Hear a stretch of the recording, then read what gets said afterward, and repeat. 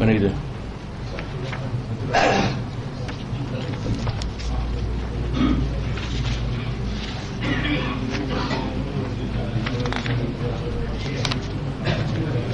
Assalamualaikum warahmatullahi wabarakatuh. Bismillahirrahmanirrahim. Alhamdulillahirabbil alamin. Wassalatu wassalamu ala sayyidil mursalin wa imamil muttaqin wa habibi rabbil alamin wa qaidil mujahidin wa ala alihi wa ashabi ajma'in. Rabbi shrah li sadri wa yassir li amri wahlul 'uqdatam min lisani yafqahu qawli. Subhanaka la ilma lana illa ma 'allamtana innaka antal alimul hakim. Tuan-tuan yang dirahmati Allah, kita masuk dalam pasal al-fasl awal fi syarh at-ta'am. Qala al-musannif rahimahullah ta'ala nafa'ana bihi bi ulumi fid darain amin. Bermula fasal yang pertama pada menyatakan syarh at-ta'am. Adapun syarh at-ta'am yang sangat gemar kepada makanan dan melebih kenyang daripada adat dan membanyakkan pada makanan, iaitu bab ini akan menghuraikan mengenai masalah yang berkaitan dengan nafsu makan. Ada orang yang suka terlalu banyak makan dan memperbanyakkan makanan. Kalau kita baca dalam sejarah khalifah-khalifah dulu, Sulaiman bin Abdul Malik merupakan seorang khalifah yang rajin makan. Di istananya masak aja, hari-hari masak, sampai rakyat pun rasa berbangga kalau makan banyak. Rakyat pun bertanya, kau makan apa ni? Kau makan apa ni? Begitu rakyat. Pasal dalam kaedah Nabi menyebut dinuhum dinu mulukihim, agama mereka itu agama raja mereka itu. Dah pemimpin banyak makan, rakyat pun ikut pemimpin. Kalau kita baca sejarah Melaka, Raja Melaka masuk Islam, rakyat Melaka pun masuk Islam. Jadi Sulaiman bin Abdul Malik ini rajin masak, akhirnya rajin makan, berpuyuk-puyuk masak. Akhirnya dia mati kerana makan. Dia makan itik 7 ekor sekali hadap, langsung mati. Kita makan seekor itik 10 orang, dia 8 ekor itik dia seorang, mati kerana makan. Jadi di sini sebutlah mengenai orang rajin makan. Kalau kita baca sejarah Juha juga, Juha pun rajin makan. Bukan rajin makan, banyak sangat makan, sampai terlentang tak larat nak bangun. Bawa ke hospital. Sampai hospital, doktor kata awak kena makan pil sebiji. Tuan doktor, pil pun tak boleh masuk, penuh sangat dah. Satu hari dia makan juga banyak, tumbang juga dia, tak larat bangun juga. Bawa ke hospital. Sampai tengah jalan, lalu orang jual roti, bangun dia. Ni cerita orang rajin makan. Rajin banyak sangat makan, sampai gini dah. Maka iaitu dicela oleh syarak, seperti firman Allah Ta'ala, ya bani Adam khudhu zinatakum 'inda kulli masjid wa kulu washrabu wa la tusrifu innahu la yuhibbul musrifin. Artinya, hai anak Adam, ambil oleh kamu perhiasan kamu pada tiap-tiap masjid, dan makan olehmu akan makanan, dan minum oleh kamu akan minuman, dan jangan kamu berlebih-lebih pada makan dan minum itu. Kerana bahawasanya Allah Ta'ala bahawa tiada kasih akan orang yang berlebih-lebih pada makan dan minum itu. Ini firman. Yang pertama, ia berpesan kalau ke masjid memakai perhiasan, memakai baju, pakai kain lah. Itu aurat maksudnya itu. Dan disambungnya lagi, makan-makanlah. Ini bagi imtinan, begini. Makanlah. Washrabu, minum pun minumlah. Maknanya minum dan makan bukan larangan. Minum dan makan itu disuruh, tapi bukan disuruh wajib. Disuruh jangan tinggalkan makan. Bahkan Dalam hadis, kulu minat thayyibat, makanlah yang elok-elok, yang tak elok jangan makan. Ada orang tanya, apa hukumnya makan siput babi? Dalam hadis tak ada haram makan siput babi. Ada seorang businessman tanya, Ustaz, boleh tak saya beli siput babi? Saya kata tak boleh. Kenapa? Benda itu kan jijik. Tak, orang Korea makan sedap, dia kata. Orang Korea makan sedap, tak jijik pun orang Korea. Kita orang Korea tak. Betul lah, jijik ini menurut pandangan orang-orang Arab. Maka mereka jijik, kita pun jijik. Memanglah tak ada hadis siput. Banyaklah binatang-binatang yang tak ada hadis dan tak boleh dimakan. Dalam Quran sebut juga, dia kata diharamkan makan daging babi. Disebut daging babi, dia tak sebut tulang babi. Maknanya tulang babi boleh makan. Macam cukuplah Allah Ta'ala sebut daging saja, kerana biasa orang makan daging. Kalau sebut semua, penuhlah Quran tu. Diharamkan makan daging babi, tulang babi, mata babi, perut babi, kan macam-macam babi. Begitulah siput tadi. Tetapi dab itu boleh makan pasal Nabi, tapi Nabi tak makan. Nabi tak makan dab, tapi Nabi tak melarang makan dab itu.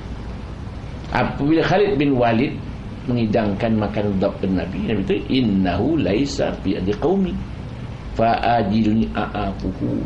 Kampung aku tak ada binatang, aku tak biasa makan. Tetapi Nabi tidak menjijikkan makan itu. Itu nak mengajar kita. Tak boleh, tidak, tak boleh. Kita kalau tak makan ikan geli, terus makanlah, kan? Makan geli, ya aku tidaklah, tak boleh. Menjijikkan makanan tak boleh.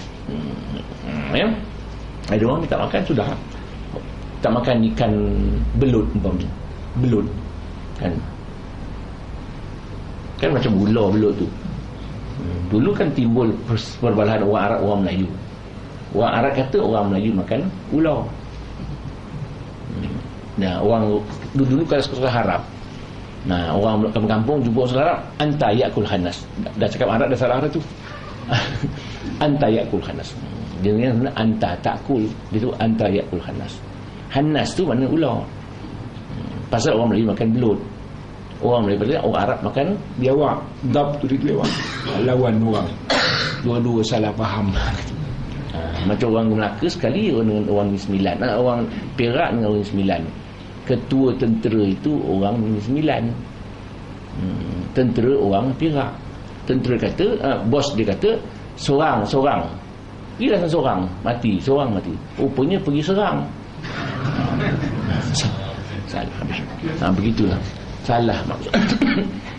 Di sini diperintahkan makanlah, minumlah, makanlah, jangan berlebihan sampai jangan terlalu kenyang. Syahdan, sekiranya hendaklah engkau kurangi akan makan dan minum itu, sekira-kira jangan sangat kenyang, kerana yang demikian itu dituntut oleh syarak. Makan boleh makan, jangan terlalu kenyang. Memang Nabi sebut cukuplah untuk menegakkan kita punya tulang, cukuplah. Dia nak makan tu 1/3 perut kita, 1/3 untuk makan, 1/3 untuk minum, dan 1/3 untuk pernafasan. Betul. Kalau 3/4 makan tak bernafas, gitu, ya? 1/3 untuk makan, 1/3 untuk minum, 1/3 untuk pernafasan.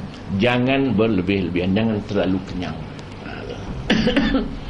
Kerana yang demikian itu dituntut oleh syarak dan dipuji akan dia oleh syarak.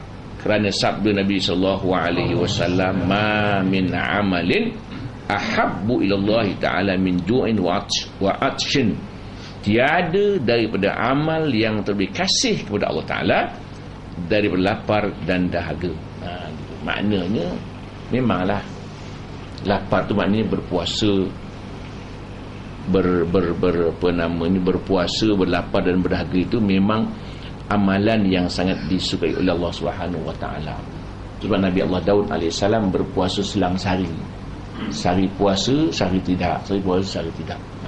Ya. Dan sabda Nabi sallallahu alaihi wasallam, afdalukum indallahi atwalukum ju'an wa tafakkuran. Wa abghadukum ilallahi kullu akulin wa na'umin wa syarub.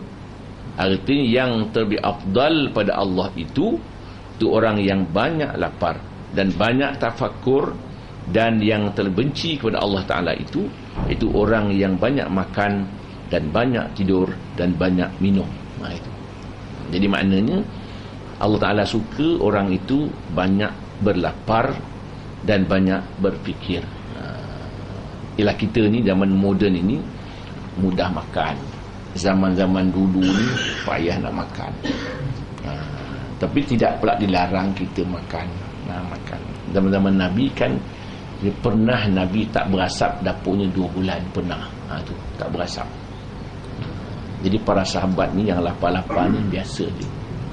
Kalau kita baca sejarah peperangan Tabuk, masa nak pergi tu kenderaan pun tak cukup, makanan pun tak cukup, tapi pergi jalan kaki separuh, naik unta separuh, makanan pun tak cukup.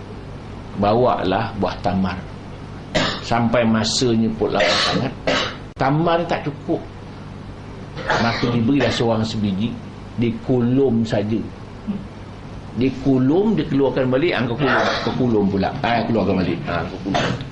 Begitu sekali bang. Tapi yang hebat ni kan, budak-budak muda pun menjengkit-jengkitkan kaki, nak tunjukkan yang tinggi, pasal nak pergi juga. Nabi kata budak tak payah pergi, dia tinggikan kaki dia, nampak macam tinggi. Begitu nak pergi perang, walaupun panas terik, makanan tak cukup. Bayang makanan tu sebiji tamar pun kulum saja, nak ambil manis tu belum. Kalau kita alah tertelan pula gitu. Begitu. Di zaman dulu lah cerita ni. Jadi tafakur pun banyak. Tafakur sa'ah khair min qiyamil lailah. Menung sekejap lebih daripada beribadat sepanjang malam. Itu sebabnya kita lihat dalam bab ini sikit tambahan. Ramai orang suka beramal apa yang dia suka. Tak ramai orang beramal yang Allah suka. Umpam zaman sekarang, tiap-tiap tahun, setahun 2 kali, 3 kali orang ke Mekah buat umrah kerana dia suka.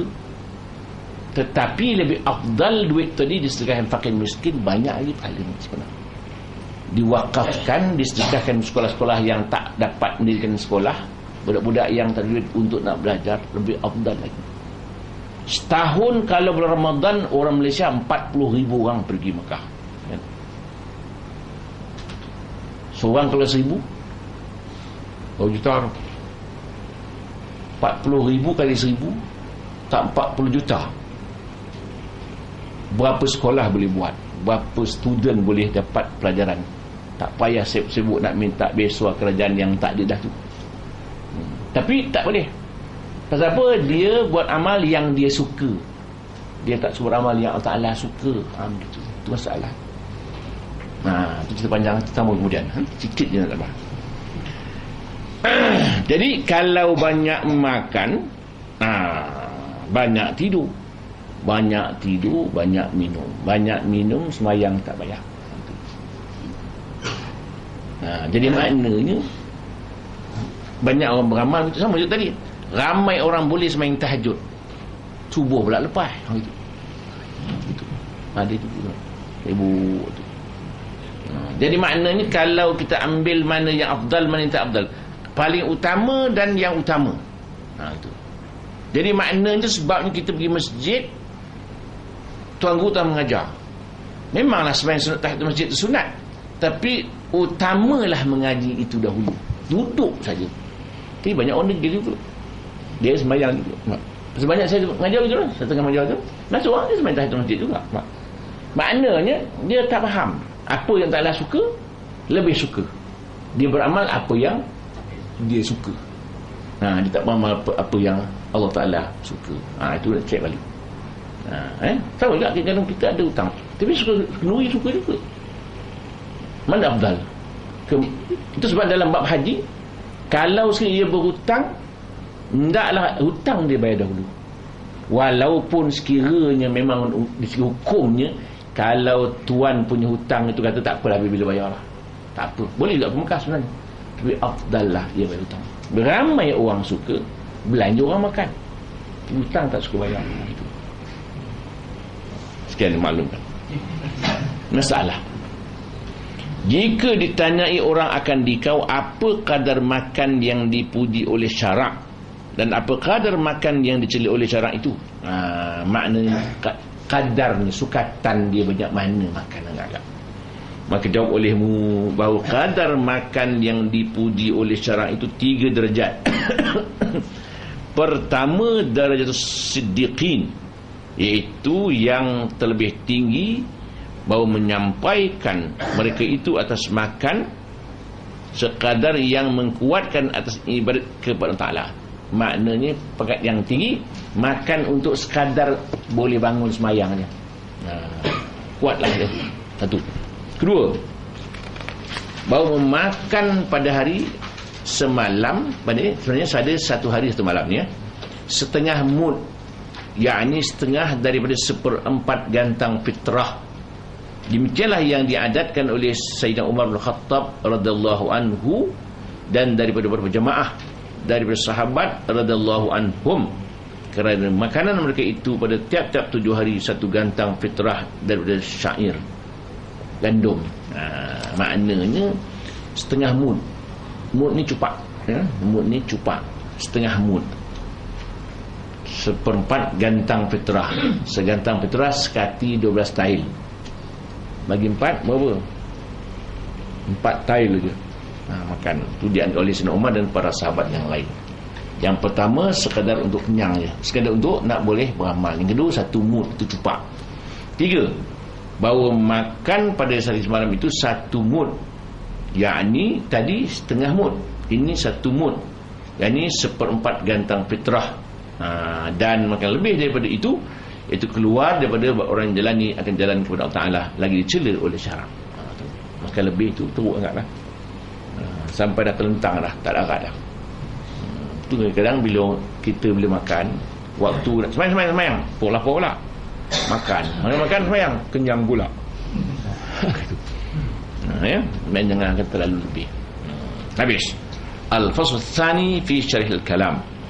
Bermula fasal yang kedua pada menyatakan akan syarhul kalam. Adapun syarhul kalam, yakni sangat gemar kepada banyakkan perkataan, cakap ikut ini. Itu syarhul kalam, banyak cakap. Maka iaitu dicela oleh syarak, kerana firman Allah Ta'ala, la khaira fi kathirin min najwahum illa man amara bisadaqatin aw ma'rufin aw islahin bainan nas. Tiada kebajikan pada banyakkan mereka itu akan perkataan, melainkan seorang yang menyuruh dengan berbuat sedekah, atau menyuruh dengan berbuat kebajikan, atau mendamaikan antara orang yang berkelahi. Itu je. Makna cakap banyak yang tidak memberi manfaat. Kata Nabi, min husnil islamil mar'i tarkuhu ma la ya'ni. Sebaik-baik Islam seorang itu tinggalkan apa yang tak beri faedah. Pasal banyak cakap kita banyak silap. Banyak silap, banyak dosa. Gitu. Dan sabda Nabi sallallahu alaihi wasallam, man kana yu'min billah wal yaumil akhir falyakul khairan aw liyasmut. Barang siapa ada ia percaya dengan Allah dan hari kemudian, hendaklah ia berkata akan yang kebajikan atau ia diam. Sini maksudnya barang siapa yang beriman kepada Allah dan hari kiamat, nak cakap elok-elok, kalau tidak diam saja. Ya. Kemudian dan sabda Nabi sallallahu alaihi wasallam lagi, man kathara kalamuhu kathara saqatuhu, man kathara saqatuhu kathara zunubuhu, man kathara zunubuhu kana an-naru aula bihi. Barang siapa banyak perkataannya, tentu saja banyak jatuhnya, dan barang siapa banyak jatuhnya, tentu saja banyak dosanya, dan barang siapa banyak dosanya, tentu saja Allah api neraka itu lebih aula dengan dia. Bila cakap banyak gitulah, kan mesti ada silapnya. Habis. Al-faslu tsalis fil ghadab. Bermula fasal yang ketiga pada menyatakan ghadab. Adapun ghadab yakni marah. Marah. Marah ini merupakan suatu sifat yang disebut sifat mazmumah, sifat yang tercela. Maka iaitu dicela oleh syarak. Maksudnya jangan rajin marah. Semalam ada dapat surat, satu orang bertanya soalan panjang, soalan dalam kelas. Ustaz, dia kata, mak saya ni orang yang rajin beramal, rajin umrah, haji pun 2 kali, tapi rajin marah. Mak, anak-anak habis marahnya, suami pun dimarahnya habis. Jadi umrah pun rajin, baca Quran pun rajin, mengaji pun rajin, marah pun rajin. Apa hukum ni? Sampai anak-anak pun dah tak suka pada mak. Ada orang passion tu, maknanya dia passion beramal tu sebagai rutin biasa saja, yang sedikit pun tidak boleh beri kesan kepada rohani ni. Pasal orang yang marah ini dia menurut syaitan, menurut nafsu dia. Nabi kan menyebut ahlul jannah kullu layyinin hayyinin sahlin qarib. Ahli syurga itu orang yang lembut dan orang yang mudah, orang yang mesra orangnya. Wa ahlun nar ahlus syadid wa qaba'thara. Ahli neraka itu orang yang keras, kasar, dan qaba'thara. Sahabat pun bertanya, qaba'thara itu makna apa ya Rasulullah? Orang yang keras pada keluarganya. Maknanya rajin marah, silap sikit nak melenting. Jangan cepat-cepat kita ikutkan nafsu itu. Itu sebabnya Nabi pesan orang yang marah itu akhirnya eloklah ia berwuduk. Pasal apa? Pasal marah itu dari syaitan. Syaitan tu daripada api, nak padamkan api itu dengan air. Maka orang yang marah itu berwuduklah. Atau tengah berdiri dia duduk, dah duduk dia baring, baring tidur langsung. Jangan marah-marah. Kalau ambil gambar orang tengah marah tu kan tak elok. Cuba orang tengah marah tu ambil gambar dia, lepas tu tunjukkan waktu dia sedar. Itu sebabnya dipesankan waktu tengah-tengah marah jangan sekali-kali menjatuhkan talak, nanti menyesal. Pasal waktu tu bukan kita handle lah. Nama syaitan yang rajin yang pandai mengasut kita waktu marah itu, siapa nama dia? Ada jenis dia. Jadi maknanya dia itu pandai sungguh mengasut kita supaya jadi marah. Jangan kita kena tenang. Pasal ingatkan bahawa orang yang kena marah itu pun boleh marah kita. Jangan lupa tu. Kita perasa kita seorang boleh marah orang, orang tak boleh marah kita, dia pun boleh marah juga. Mana kita pemarah, kita lupa orang yang kena marah itu pun boleh marah kita juga. Tapi kita rasa kita gagah, sampaikan tidak dapat lagi, kita telah pun dikuasai oleh nafsu marah. Bukan orang kuat namanya. Orang yang handal, yang kuat ialah orang yang boleh menguasai dirinya. Orang menelan, wal kaziminal ghaiza. Orang yang boleh telan marah itu yang paling mahal. Sebab orang kata betulnya, orang nak mahu rajin marah ni makan daging unta. So, unta kan tenang gitu. Tu. Itu kaedah. Jadi apa Nabi kata? Sabda Nabi sallallahu alaihi wasallam, al-ghadabu yubsil iman kama yubsil sibrul asal. Bermula marah itu membinasakan akan iman seperti binasakan burung patrawali akan air madu. Maknanya iman jadi rosak. Dia satu ketika satu budak muda menceraikan isteri waktu marah. Tengah marah suruh cerai isteri. Talak 3 pula tu. Datanglah jumpa saya. Macam mana ustaz? Suatu saya Saya tak perasan, saya serahkan saya telat 3. Mak mentua tu kau dah telat 3 balik, kau keluar rumah ni. Dah pening. Awak sedar tak waktu marah? Saya sedar. Kan dah tu.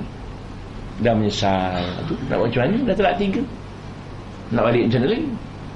Orang Melayu dah telat 3, dia Cina buta lah. Itu orang Melayu ni modal.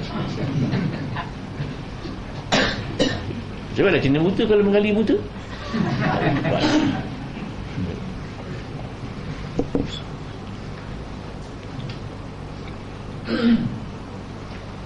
Satu hari, satu orang balik ke sembahyang subuh. Balik sembahyang subuh, tak silap macam mana ceraikan isteri talak 3 tu. Datang pejabat, mana ustaz, ada ulama kata boleh. Ulama mana pula nak kata ni? Anak saya 6 ustaz. Yalah, dan 6 macam mana? Kan silap. Dia mana-mana kalau itu tengah marah jangan. Hal talak jangan sebut. Isteri pun jangan minta talak. Isteri pula samsing juga. Ceraikan I. Tu. Satu ketika dia orang dia juga berkelahi. Suami ni suami tendang kipas angin patah. Kipas angin tegak betul. Isteri ambil pisau dapur, dia cucuk tentu suami. Awak ceraikan sekarang. Tak cerai saya cucuk tegak. Dia takut cerai. Besok dia menyesal. Kan dah. Bukan orang yang paksa, dia isteri suami dia. Jadi maknanya itu merupakan pesanan jangan tengah-tengah marah itu menjatuhkan talak. Itu sebab Allah Ta'ala tak beri isteri kuasa talak. Dia pasal tak dapat kuasai perasaan. Suami boleh tahan sikit, isteri tak boleh. Lambat balik kan? Assalamualaikum, I ceraikan you. Tak mengaji kita.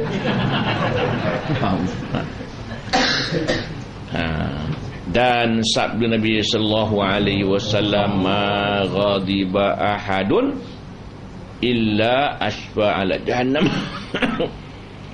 Tiada marah seorang melainkan hampir ia atas api neraka jahanam.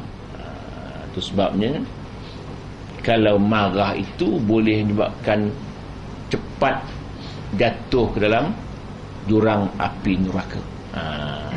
Sikit. Itu sebab kita kena selalu positif ya, selalu positif. Kadang-kadang kita naik kereta, orang langgar kereta kita kena marah. Padahal orang tu bukan sengaja nak langgar kita pun. Kenapa kita nak marah dia? Memaafkan itu lebih cantik. Memaafkan itu lebih cantik. Kan satu ketika siapa nama orang kafir Quraisy, orang Yahudi, Nabi duduk bawah kota ni. Datang Yahudi naik panjat kota tu, dibawa batu, lepas kalau kena Nabi mah hantuk kepada. Lepas batu melayang-layang tu, bung bau jatuh. Jadi Yahudi pun terjun. Sebelum batu sampai, dia jatuh dulu, minta maaf ya Rasulullah. Nabi dah aku maafkan saya. Kalau kita terlempang muka dulu.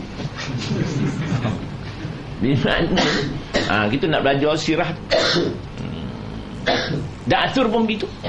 Nabi tengah menjemur baju, bari bawah pokok seorang, datang Da'atur, man yamnaka minni ya Muhammad. Kalau aku bunuh kau ya Muhammad, siapa nak tegah aku? La ahad. Nabi kata Allah, Nabi kata. Nabi sebut Allah, jatuh pedang. Nabi ambil pedang tu lah, man yamnaka minni ya Da'atur. Wahai Da'atur, kalau aku bunuh kau, pada siapa nak tegah aku? La ahad, siapa pun tidak. Nabi maafkan saja. Itu. Sama satu hari juga, tu orang ni rajin pantang Nabi lalu, membaling aja, buat macam-macam, menyakitkan hati. Pantang Nabi lalu. Itulah kerja dia. Satu hari dia sakit, tak membaling pula hari tu. Nabi pun tanya, yang rajin baling tu mana? Sakit ya Allah. Nabi pergi rumah dia, tolong pula dia. Pening dia. Orang yang aku rajin marah ni, aku baling macam-macam, datang menjarah dia, sakit pula dah. Kroni aku buat tak sampai lagi. Betul.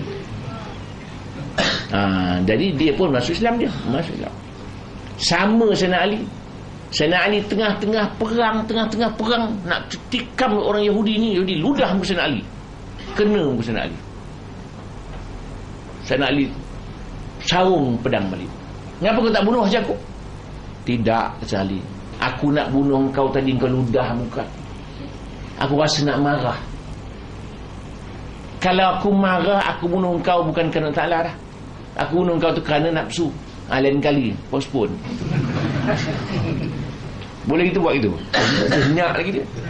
Kau ludah muka aku. Sayyidina Ali boleh. Oleh kerana kau ludah muka aku nak marah. Bila aku marah, aku bunuh kau, bermakna aku bunuh kau bukan kerana ta'ala, kerana marah. Dia sarung pedang dia. Satu hari tu dulu perang terang, musuh dia dan di mana saya tertabuk pula kain dia. Dan Ali sarung pedang. Kenapa? Malu nak tengok aurat orang.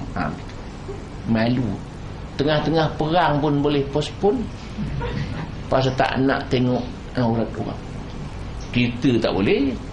Lagi kita beliak mata. Itu kelebihan kita pula. Orang sekarang pula sengaja dia buka pula aurat dia. Tak tengok kan, membazir pula. Habis.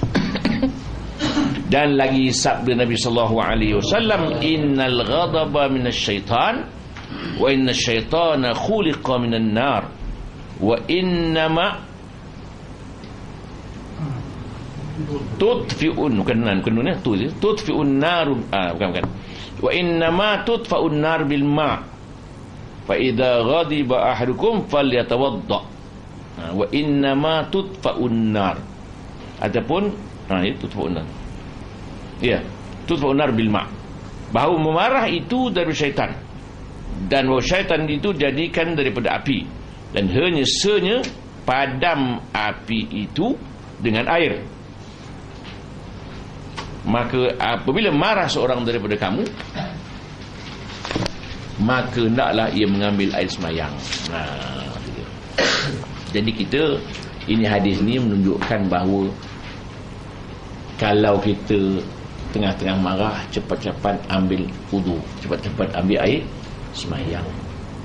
Dan kita rajin-rajin doa, Allahumma adhib ghaiza qalbi, ya Allahumma adhib ghaiza qalbi wa ajirni min mudillatil fitan. Ya Allahumma ajirni, Allahumma adhib anni apa dia? Lupa pada. Allahumma adhib ghaiza qalbi, ya Allah hilangkan kemarahan hatiku, wa ajirni dan selamatkan aku min mudillatil fitan daripada syaitan yang menyesatkan dan bawa fitnah. Begitu. Itu doa supaya kita jadi orang yang rajin sabar dan baca rajin, ya ayyuhallazina amusbiru wasabiru warabitu wattaqullaha la'allakum tuflihun. Wahai orang-orang yang beriman, sabarlah dan tabahlah dalam sabar itu, dan siap siagalah dan bertakwalah kepada Allah, sungguh kamu jadi orang yang berjaya. Itu amalan ya ayyuhallazina amusbiru wasabiru warabitu wattaqullaha la'allakum tuflihun. Amalan biar kita jadi orang yang berkenan, bersabar, jangan cepat melenting, jangan cepat marah. Kan aman dunia ni kalau tak marah. Tetapi dalam hal ehwal syariat kena marah. Orang tak semayang kena marah, tak beribadat kena marah, tapi marah yang tidak melampau, marah yang boleh terima orang. Jangan marah yang sudah melampaui batas, tak boleh. Habis al-fasl rabi' fil hasad. Bermula fasal yang keempat pada menyatakan hasad. Adapun hasad yang dengki, maka iaitu sebesar-besar kejahatan manusia yang dicela oleh syarak lagi haram. Dengki. Jadi dengki ni sebenarnya tiap-tiap orang ada sepasal dengki tu ada. Ikut tak ikut je. Ada orang diikutkan dengki itu. Dia tak suka orang lain senang. Tapi persoalan sekarang ni ramai orang risau dia kena dengki pula. Orang yang dengki itu jiwanya sedang sakit. Masuk dalam 35 tanda-tanda orang yang sakit jiwa. Bukan jiwa sakit. Sakit jiwa lain, jiwa sakit lain. Sakit jiwa ketampoi dia. Jiwa sakit lain. Hasad ni termasuk di antara orang yang jiwa sedang sakit. Kan macam-macam, termasuk orang gila kuasa tu jiwa sakit. Gila kuasa kan orang sibuk gila kuasa tu. Sebenarnya bukan kita nak ambil kuasa, kita nak ambil kuasa daripada orang gila. Lain dia, bukan kita gila kuasa, tapi nak mengambil kuasa daripada orang gila antara lain. Jadi dengki, kita kalau dengki macam mana? Kan banyak orang jumpa saya, Ustaz, saya risau lah orang dengki saya. Kenapa nak risau? Saya baca dalam bab psikologi, dia orang yang kena dengki itu naklah ia bersyukur kepada Allah Ta'ala. Pasal apa pula syukur? Kena dengki. Pasal orang yang kena dengki itu kerana ia mendapat nikmat dari Allah Ta'ala, menyebabkan orang lain dengki. Jangan baca dengki tu, baca dapat nikmat tu. Kita test itu. Jangan baca orang dengki itu, naklah baca kita ni dapat nikmat Allah Ta'ala, menyebabkan orang lain dengki. Kalau kita dapat nikmat, siapa nak dengki kita? Ada orang dengki kita. Susah hati kita duduk tepi jalan, tak ada makan, tak ada minum tu, baju gaya rabak. Ada orang dengki dia tengok orang ni? Ada? Tak ada. Naklah dia baca kita ni mendapat nikmat itu. Jangan dibaca kena dengki tu. Sama kita sakit, jangan risau sakit tu. Naklah dibaca bahawa sakit itu satu hadiah Allah Ta'ala untuk beri kita pahala. Jangan baca sakit tu. Banyak orang silap dia baca sakit tu. Tu sebab dia selalu ceritakan orang. Kita dapat nikmat, baru cerita dengan orang. Dapat sakit, jangan cerita orang, diam-diam. Dapat duit, cerita. Hilang duit, diam-diam. Kita terbalik. Dapat duit, senyap. Orang curi duit sekampung tahu dia hilang duit. Saya akan curi. Awak dapat duit, cerita tak? Tak cerita. Tapi sekarang banyak orang mengkerap kan. Banyak orang jumpa Ustaz mengkerap lah. Masa dapat duit, cerita tak? Tak cerita. Diam aja dia. Bila mengkerap, cari Ustaz, boleh baca Yasin, boleh sembahyang hajat. Dia dapat? Dapat dah? Belum dia tu. Dah dapat? Dah habis dah. Selalu begitu. Selalu begitu. Ambil yang positif tu. Selalu kita positif kan senang. Keluarkan kasut hilang. Celaka kasut hilang. Mengaji curi juga. Untuk silap. Kita alah, mungkin silap kot. Kasut kau beli yang hilang tinggal kasut buruk.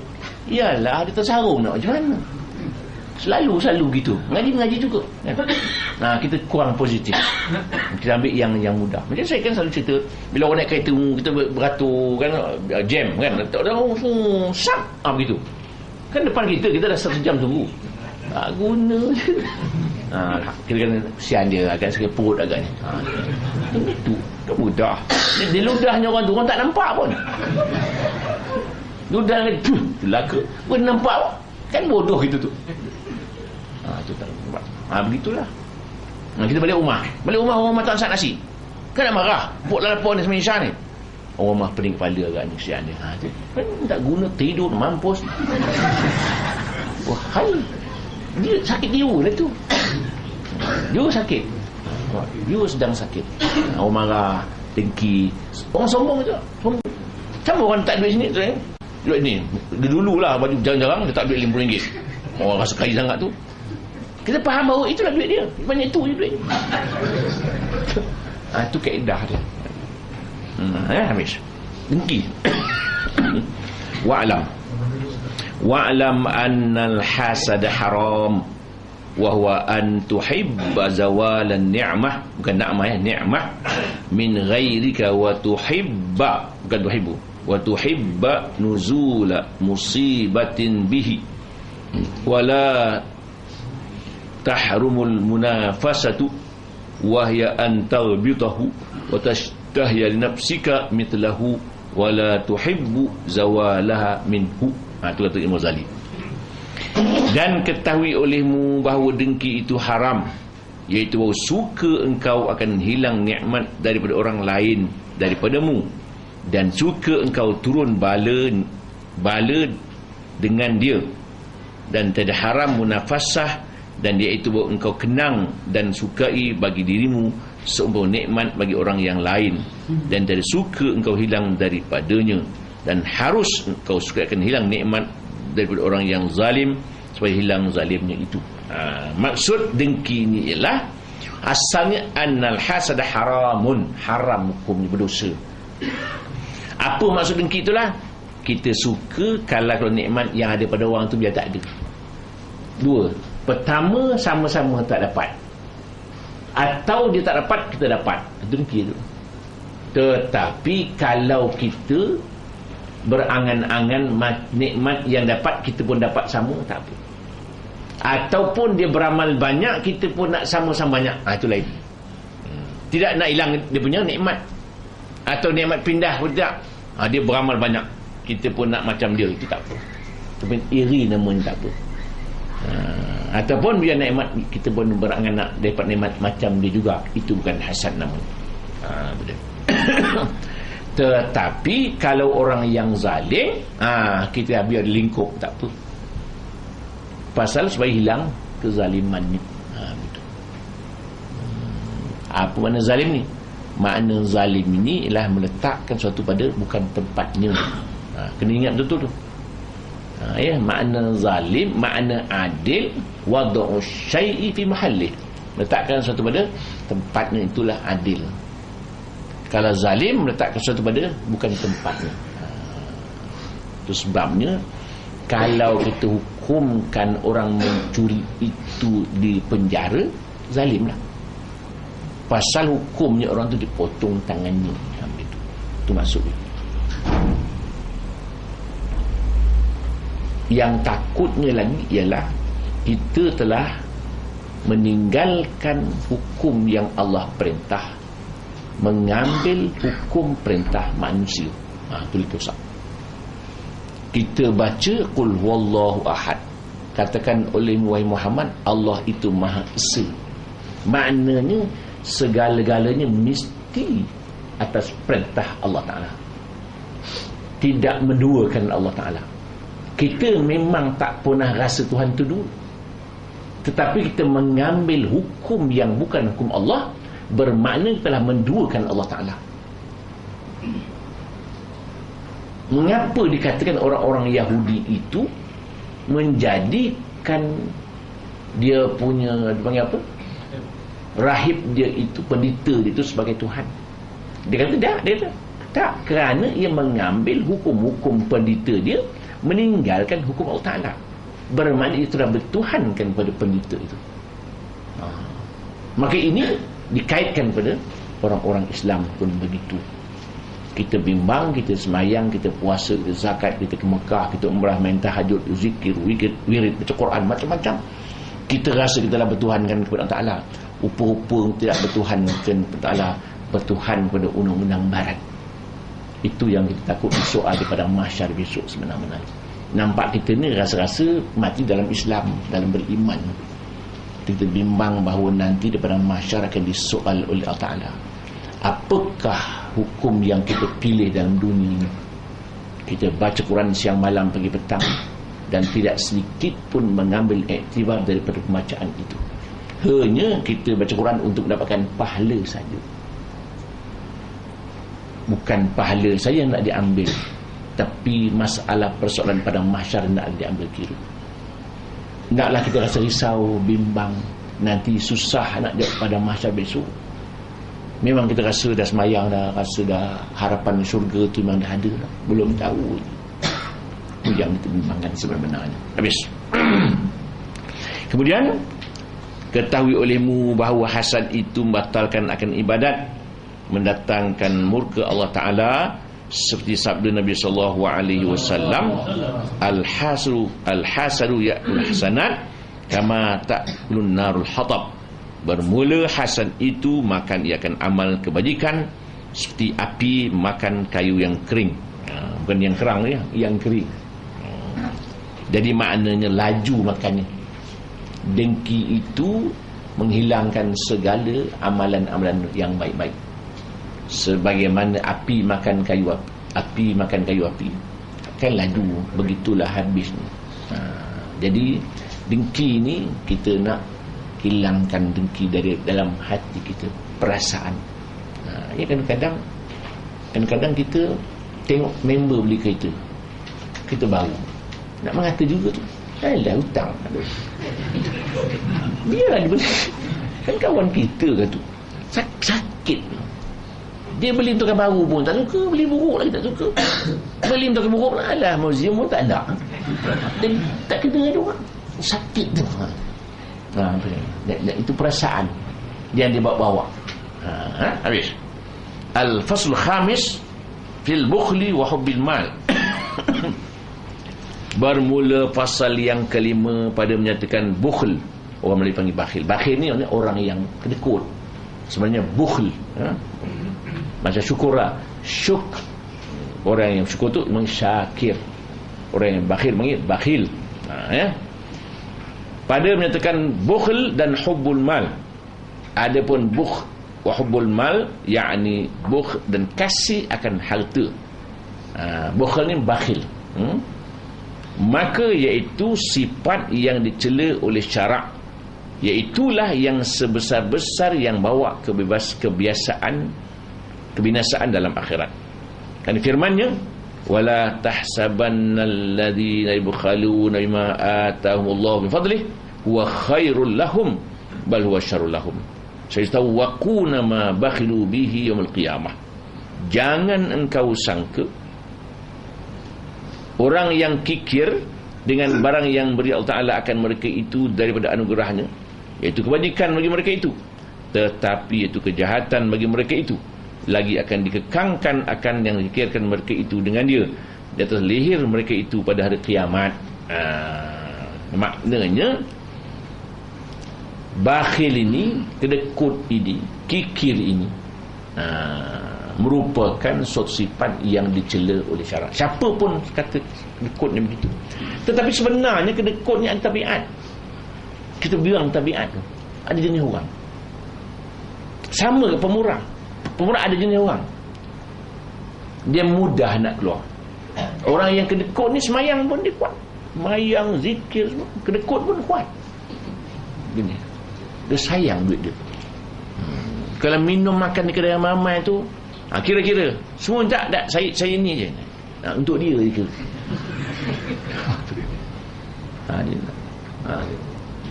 Makna ada tu, sebab kadang-kadang bila orang datang rumah dia tu bimbang, Assalamualaikum, salam, terfikir nak minjam lah tu. Tu cepat dia punya perasaan tu. Kadang kita tengah makan kedai-kedai, nanti orang tak derma tu, ada orang marah, buat tengah makan tak dekah, tak bagi sudah lah, marah apa sih?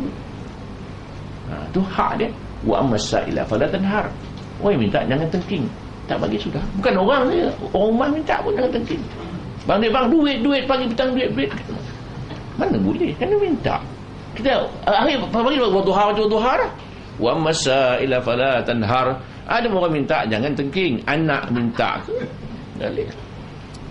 Bang dia, bang, duit menyampah ku duit. Dia ni orang. Tak lagi tengking. Tak lagi sudah. Tak lagi sudah. Bab lain. Jadi jangan. Di sini sebut dia kata, jangan kamu sangka orang bakhil itu yang Allah gunakan kepada kurniaan baik untuk mereka itu. Jangan rasa baik, kedekut tu rasa canggih. Tapi itu merupakan satu keburukan, akan dikekang mereka itu. Apa yang mereka bakhilkan pada kiamat nanti. Sebabnya Nabi Allah Daud alaihissalam doa, Allahumma inni a'udzubika min malin yushabbi'u ghairi wal hisabu ala qabri. Ya Allah, aku berlindung kepadamu dari harta yang mengenyangkan orang lain, hisabnya aku tanggung dalam kubur. Minta doa, harta ni jangan mengenyangkan orang lain. Tu Nabi menyebut, Nabi tahu, ramai orang suka harta orang lain, ramai orang sayang harta orang lain, tak sayang hartanya sendiri. Tu apa maknanya? Apa makna doa tadi? Doa Nabi Daud tadi ialah dia minta Allah Ta'ala harta dia tu biar dia kenyang, jangan orang lain kenyang. Maksudnya hadis Nabi tadi pula, ramai orang suka harta orang lain, sayang, tak sayang diri sendiri. Maknanya yang kita simpan itu orang punya, yang sedekah tu kan kita punya. Nampak tak? Yang derma tadi, yang sedekah tadi, yang kita buat perbelanjaan masyarakat tadi, itu kita punya. Yang disimpan bukan kita punya. Yang simpan belum tahu, Kita mati siapa punya? Kan isteri punya. Isteri tak apalah isteri kita. Anak punya tak apalah anak kita. Tak lama isteri kita kahwin orang lain. Apa macam? Kita pula dalam kubur pula, kita tahu pula isteri kita kahwin itu yang malang tu.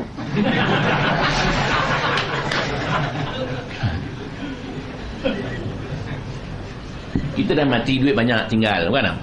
Sedekah tak nak, apa tak nak, sayang duit tu. Kita pun meninggal dunia 4 bulan 10 hari, isteri kita orang kaya, janda kaya, ramai yang menikah dia. Dia pun orang Pinang. Bolehkah? Bolehlah, kahwin dia. Bila dia kahwin, kita dalam kubur ni pula meninggal pula kawan seorang. Masuk dalam barzakh, tengok member sudah orang lagi masuk. Ni sama mengaji kat UDA ni. Soalan. Dulu kita main sama kat UDA. Yalah. Nak tanya apakah bawa rumah saya? Dah kahwin. Tu. Tak menganga dalam kubur kita. Tak apalah. Bila dia kahwin, harta dia tadi suami tumpang. Nampak tak? Suami tak, saya pun duit tak banyak, gaji sikit je, gaji 1,000 2,000. Awak gaji duit ada 1 juta. Baiklah kita bilang kadang kat London ke mana. Tu. Tak lama meninggal pula isteri kita. Kan bergalih pula saka tadi kepada suami baru dia. Macam. Suami tadi kahwin pula lain. Beralih lagi harta. Meninggal pula suami itu, orang lain dapat. Allahumma a'udzubika min malin nushabbi'u ghairi, minta lindung harta orang lain kenyang. Itu orang tak perasan. Simpan duit juta, simpan. Tak belanja, tak makan, tak minum, tak mana ke Mekah, tidak, sedekah, tidak. Mati dia, tinggallah duit isteri yang kan. Wal hisabu ala qabri, hisab aku tanggung. Tu. Betul Nabi kata, ramai orang sayang duit orang. Kan duit orang lah gitu. Simpan-simpan kan orang lain dapat. Kita mana? Tak ada. Kata Sayyidina Abu Bakar, waktu nak mati, buka baju baru aku ni. Dia kata, buat apa? Aku nak mati dah pakai baju orang lain. Bagi orang hidup pakai baju aku ni. Yang kita punya mana? Yang kita makan petang tadi. Yang kita makan petang ni, itu kita punya. Yang kita pakai ini, kita punya. Yang rumah belum tahu. Itu nak kita beli baju baru, pakai cepat. Simpan air raya. Kalau simpan air raya, tak air raya. Itu orang lupa duit yang cari itu bukan untuk dia sebenarnya. Itu sebab rezeki itu yang telan, itu kita punya. Itu bulan Ramadan kita kan berbuka puasa, kita berdoa tu lepas buka puasa, bukan sebelum. Banyak orang bila buka puasa dia berdoa dulu. Allahu Akbar, Allahumma lakal sumtu bika amal tu. Mana boleh lambat tu, makan dulu. Kan? Kalau surah di rumah tak apa dah, Allahumma lakal sumtu panjang-panjang doa. Surah kurma 3 je. Kita berenam, Allahumma lakal sumtu, habis langsung. Apa dah sumtu ni?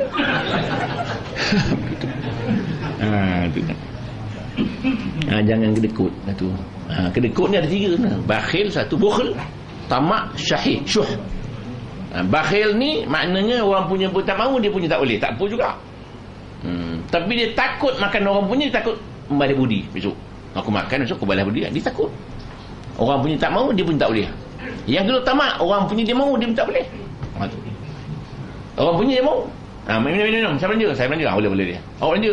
Saya duit kecil tak ada. Yang ketiga, syahih, syuh. Maksudnya untuk dia pun tak nak. Nak minum tidak. Haus ni. Minum tidak. Tak minum dia. Akhirnya minum air sejuk je. Dia kena selesai. Jangan jadi kedekut. Tu kena kedekut. Tu sebanyak orang kedekut, jangan berkawan dengan orang kedekut. Lagi bukan. Eloklah. Dua-dua kedekut. Susah hidup dia. Suami kedekut, isteri pun kedekut. Elok. Jangan kedekut. Kedekut ni buruk menupu. Tak elok. Itu sebabnya kadang-kadang orang kedekut ni hidup dia susah, risau. Bila minum kedai orang tu sebelah, risau dia. Siapa pula nak membayar ni gitu. Dia lupa bahawa kadang-kadang kita belanjakan kawan, belanja. Ada orang kata bodoh, dia belanja, dia tak membayar pun. Dia belanja, dia tak pernah belanja pun. Biar tak bayar. Pasal apa? Kita yang fikirkan pahala tu. Jangan difikirkan nak gantian tu. Dia kira kata sebelah rumah, hantar kuih. Ada orang sebelah, engkau bodoh, engkau hantar kuih, dia tak membalas pun. Dia ni tu. Pasal dia mikirkan bila bagi mesti balas. terlupakan balasan. Fikirkan balasan Allah Ta'ala tu. Tu yang mahal tu. Ni mikir aku dah belanja hari ni tak mat. Tu orang kan buat pejabat, buat kuih. Tak belanja orang senyap. Bon laci kuih. Orang tak nampak buka sap senyap. Ada ni gitu. Kemudian dan sabda Nabi sallallahu alaihi wasallam, iyyakum wal bukhl fa innahu ahlaka man kana qablakum. Takut oleh kamu akan fikir itu, maka kerana bahawasanya ia membinasakan akan orang-orang yang dahulu-dahulu daripada kamu. Maknanya wasaknya orang dulu ni kerana rajin kedekut. Kedekut fikir. Kena ingat tu, jangan kedekut. Pasal di akhirat besok ahli-ahli syurga ni round dari neraka. Oleh orang syurga ni boleh round ke neraka. Bukan masukkan neraka tu, round tepi-tepi tu boleh tengok ahli neraka. Tiba-tiba orang neraka tu minta tolonglah aku dia, kau bagi aku air segelas. Kata ahli syurga ni, mana kalau boleh kau ni ahli neraka? Tidak, dia kata dulu ni pernah aku beri kau air segelas dalam dunia dulu, tolonglah aku bagi segelas. Ya Allah, ya Tuhanku, dia kata Syanu pernah beri aku air segelas dulu, ya Allah, lepaskan lagi daripada siksa neraka ini. Allah lepaskan dia. Air segelas kan mahal. Makna air segelas tu dianggap, dikira oleh Allah Ta'ala sangat besar sebenarnya. Ingatlah kita seorang wanita yang jahat, pelacur dia, beri anjing minum, tolong anjing tu minum, kan Allah lepaskan siksaan api neraka. Jangan kita anggap bahawa pemberian yang sedikit tu sedikit. Kan Sayyidina Umar kata apa? Sesungguhnya Allah Ta'ala menyembunyikan 4 perkara dalam 4 perkara itu. Yang pertama, Allah sembunyikan keredaan pada suatu ibadat. Jangan remehkan ibadat itu walau kecil sekalipun. Boleh jadi itulah yang Allah redha kepada kita. Air segelas tu ibadat. Kita salah. Segelas air apa ada apa tak? Di sisi Allah Ta'ala itu amat besar ganjarannya. Jangan anggap yang kecil itu kecil. Dalam anggap yang kecil itu besar. Maknanya itu merupakan ganjaran dari Allah Subhanahu Wa Ta'ala. Nak ceritakan bahawa Allah Ta'ala nak suruh kita masuk syurga sebenar-benarnya. Jadi jangan jadi orang yang kedekut, rosak orang zaman dahulu. Baik. Bermula lawan bukhl itu iaitu sakha, yakni pemurah hati, iaitu sifat kepujian yang dipuji oleh syarak, seperti firman-Nya, "Man yuqa syuhha nafsihi fa ulaika humul muflihun." Barang siapa memelihara akan diri mereka itu dari berfikir, maka mereka itulah yang dapat kemenangan dalam akhirat. Jaga, jangan jadi orang yang kedekut, nak jadi orang yang pemurah. Dan tabiatkan pemurah, bukan dibuat-buat pemurah tu. Terutama kadang tung lalu hari Jumaat kan, tung lalu Jumaat. Standby lah duit 10%, 20%, 30%. Tu. Dan tung lalu pula tidur pula dia. Kan tu, tidur. Lepas tu sedar balik. Ada jenis orang itu. Kalau duit tak bawa tu lain bab lah. Kurang ada niat juga nak sedekah, duit lupa nak bawa. Ataupun duit bawa RM50 10%. Nak bubuh RM50 seminggu demam. Nak bubuh 10% tak padan tak. Tak. Ke dapat pahala tu. Pasal itulah yang ada buat sementara. Dalam bab akhlak pula lain. Kita gaji RM5,000, gaji nak naik lagi ni. Gaji RM5,000, datang orang tak sedekah bagi RM1 dikira jatuh akhlak. Tak begitu lagi jatuh. RM1 begitu jatuh. Pasal apa? Tak sesuai gaji dengan sedekahnya. Dalam bab akhlak.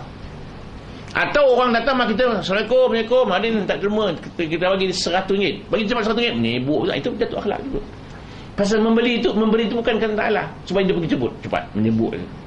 Itu akhlak sikit, akhlak pula.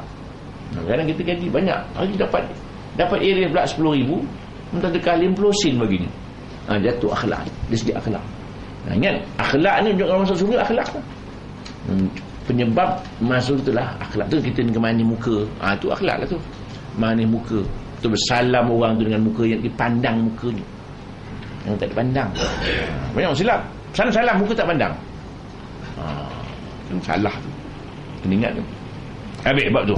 Jadi jawabannya lawannya ialah pemurah. Kemudian, dan sabda Nabi sallallahu alaihi wasallam, as-sakha'u syajaratun tambutu fil jannah fala yalijul jannata illa sakhi wal bukhlu syajaratun tambutu fin nar fala yalijun nar illa bakhil. Bermula murah hati itu satu pohon kayu yang tumbuh dalam syurga, maka tiada masuk syurga itu melainkan orang yang murah hati. Dan kikir itu satu pohon kayu yang tumbuh dalam api neraka, maka tiada masuk dalam neraka itu melainkan orang yang kikir. Itu dia. Maknanya yang pemurah itu ada tanda-tanda ahli syurga. Orang kedekut itu ada potensi untuk masuk neraka, ada potensi lah. Orang alim yang kedekut, orang jahil yang pemurah, elok orang jahil tu lagi.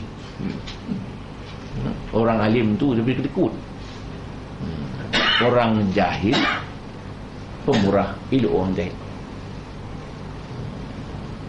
Itu sebabnya satu hari satu orang bercerita, satuan guru ni berceritalah pada isterinya ikut suami ceramah di masjid. Tuan guru kata, hendaklah kita bersedekah apa yang kita paling sayang sekali. Biar itu baliklah. Besoknya suami isteri tak ikut ceramah tu. Elok suami pergi ceramah, datang tak sedekah, diberinya lah kod suami ni tu, kod yang paling sayang tu. Jadi baliklah suami. Kita tengok kod dia tak ada. Kod saya mana? Kod abang dah disedekahkan kepada orang. Pasal semalam abang ceramah, mesti sedekah yang paling sayang. Itu hadis untuk orang lain aja. Untuk kita hadis lain.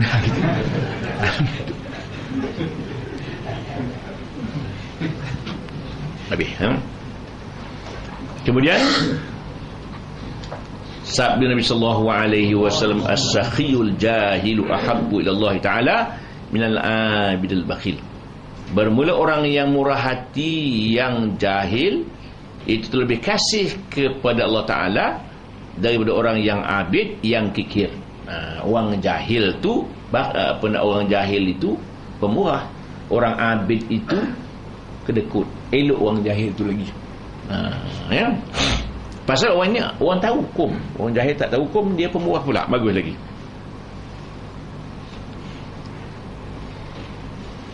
Tetapi kikir. Dan jika ada yang alim sekalipun, orang alim sekalipun tapi kedekut, ada juga orang alim kedekut, ada jenis dia. Dan sabda Nabi sallallahu alaihi wasallam, ma ja'alallahu waliyan lahu illa 'ala sakha wa husnul khuluq. Husnul khalq ini wa husnul khuluq, ya. Kalau khalq maknanya ciptaan. Tiada memberi perangai oleh Allah Ta'ala akan awliya Allah melainkan atas murah hati dan baik perangai. Maknanya Allah Ta'ala tidak jadikan seorang itu jadi wali melainkan kemurahannya dan akhlak yang baik. Wali Ta'ala ini orang yang pemurah dan orang yang baik akhlak, husnul khuluq, ya. Sabda lain pula, la yadkhul jannata bakhilun wala khabbun wala kha'inun wala musii'u malikatin.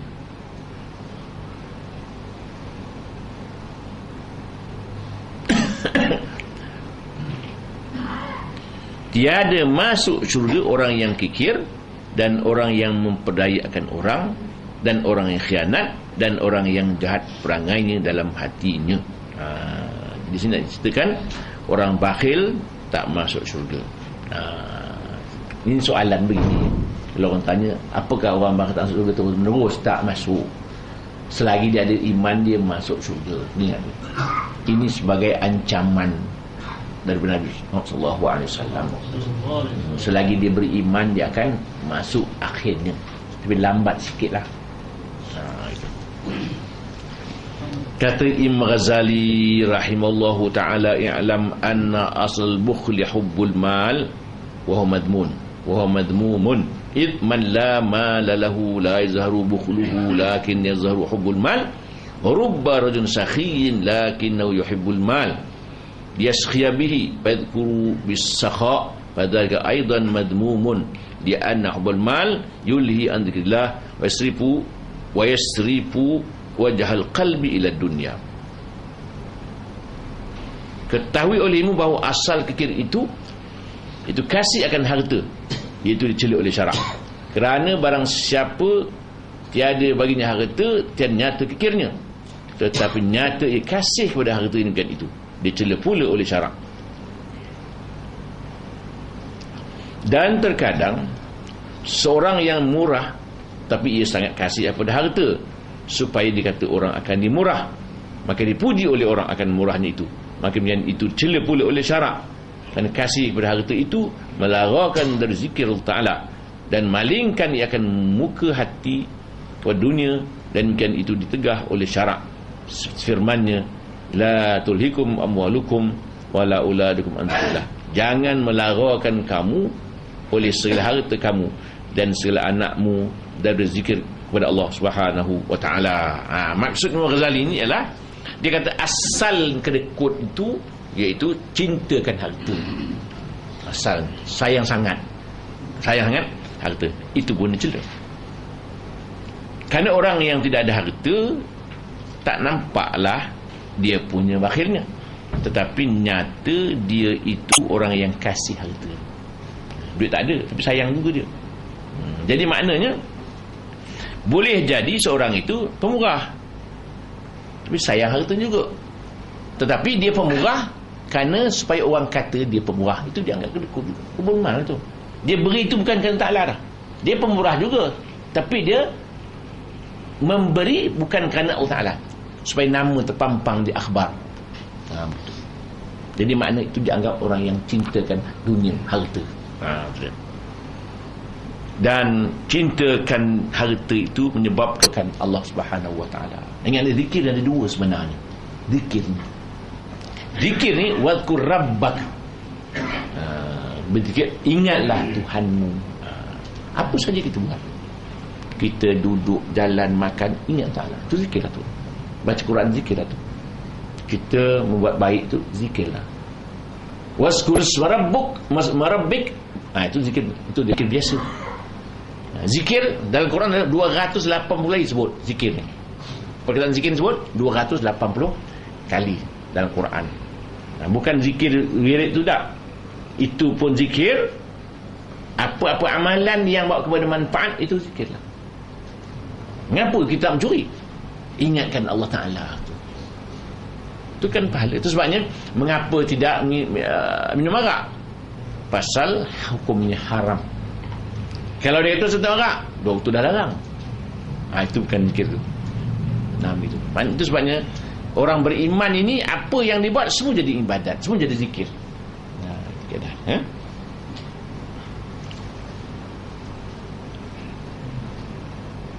Sabda Nabi sallallahu alaihi wasallam, hubbul mal wasyaraf yunbitan nifaq fil qalbi kama yumbitul ma'ul baq. Bermula kasih akan harta dan kasih akan kemuliaan itu menumbuhkan keduanya, itu akan munafik dalam hati, seperti menumbuhkan air akan sayur-sayuran. Cintakan harta, cintakan kemuliaan, pangkat. Cintakan jawatan. Kan ada orang berebutkan jawatan, tak dapat jawatan. Itu sebabnya gila itu ada 99, termasuk gila jawatan. Orang yang gila akan menjadi imam, merebut-rebut jadi imam pun kira anggap gila. tak layak menjadi imam yang sebenar.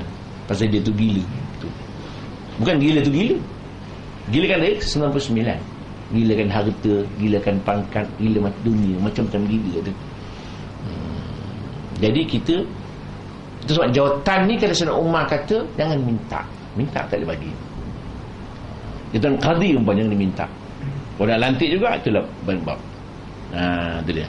Jadi kalau kita cintakan harta, cintakan jawatan, menyebabkan timbul munafik dalam hati. Kan ada orang berebut nak jawatan, sanggup membagi-bagi wang untuk dapatkan jawatan itu. Itu sebab apa kata Hamka Allahyarham dalam tafsirnya, dia kata waktu untuk nak mendapatkan jawatan itu dikeluarkan wang sebanyak-banyaknya untuk diberi orang yang patut mengundi itu. Berapa ratus-ratus ribu keluar untuk mendapatkan jawatan. Setelah mendapat jawatan, yang difikirkannya bagaimana untuk mendapatkan balik wang yang telah pergi itu. Lupalah mereka untuk nak membela rakyat. Yang difikirkannya bagaimana nak mengembalikan wang yang telah pergi itu. Itu Hamka kata, bukan saya kata. Saya kata orang kata mengata pula. Sekian dimaklumkan. Kata Imam Ghazali rahimahullah ta'ala, bermula harta itu ada kalanya dipuji oleh syarak, ada kalanya dicela oleh syarak. Harta sekali dipuji, sekali tidak dipuji. Bermula harta yang dipuji oleh syarak itu iaitu harta yang dibuat sedekah dan harta yang dibuat bekal naik haji dan sekalian yang belanjakan pada jalan akhirat. Bermula harta yang dicela oleh syarak itu harta yang dibelanjakan kepada berbuat maksiat dan harta yang dibelanjakan kepada yang disukai oleh nafsunya yang tidak membawa kepada akhirat. Habis. Jadi maknanya harta terbagi pada dua. Satu yang dipuji, satu yang dikeji. Yang dipuji iaitu amal-amalan yang dibuat untuk kebajikan dunia dan akhirat. Dan harta yang dikeji bawa kepada nafsu dan nolak akhirat. Betul lah. InsyaAllah kita sambung kita akan datang. Wallahu a'lam.